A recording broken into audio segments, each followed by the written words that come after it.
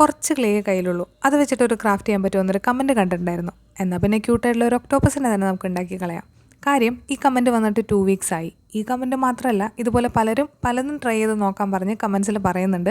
എല്ലാം ഞാൻ കാണുന്നുണ്ട്, എല്ലാം ഞാൻ ഡെഫിനറ്റ് ആയിട്ടും ട്രൈ ചെയ്ത് നോക്കി വീഡിയോ ആയിട്ട് അപ്ലോഡ് ചെയ്യാം കേട്ടോ. ഈ വെക്കേഷനൊക്കെ ആയതുകൊണ്ട് യാത്രയൊക്കെ വരുന്നതുകൊണ്ടുള്ളൊരു ഡിലേ അത്രയേ ഉള്ളൂ.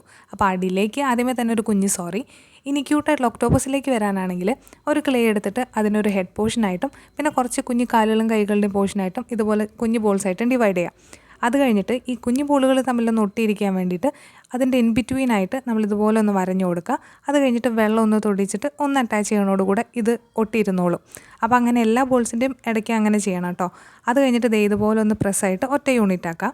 അത് കഴിഞ്ഞിട്ട് ഇനി ഈ ഹെഡ് പോർഷൻ നമ്മൾ ഈ ടോപ്പിലേക്ക് വെച്ച് കൊടുക്കണ്ടേ. അപ്പോൾ അതിനായിട്ട് ഹെഡ് പോർഷൻ്റെ താഴെയും ഇതുപോലെ കുഞ്ഞു ബോൾസിൻ്റെ മുകളിലും ഇതുപോലെ വരഞ്ഞു കൊടുക്കുക.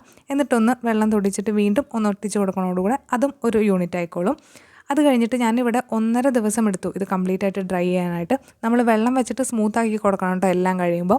അപ്പോൾ അത് കഴിഞ്ഞിട്ട് ഡ്രൈ ആയി കഴിഞ്ഞിട്ട് ഞാൻ ഈ കളർ പെയിൻ്റാണ് കംപ്ലീറ്റ് ആയിട്ട് അടിച്ചു കൊടുക്കുന്നത്. പെയിൻറ്റ് അടിച്ചു കൊടുത്തതിന് ശേഷം ഞാൻ ബ്രഷ് പെൻ വെച്ചിട്ട് 2 കണ്ണും ഒരു സ്മൈലൊക്കെ വരച്ച് കൊടുക്കുന്നുണ്ട്.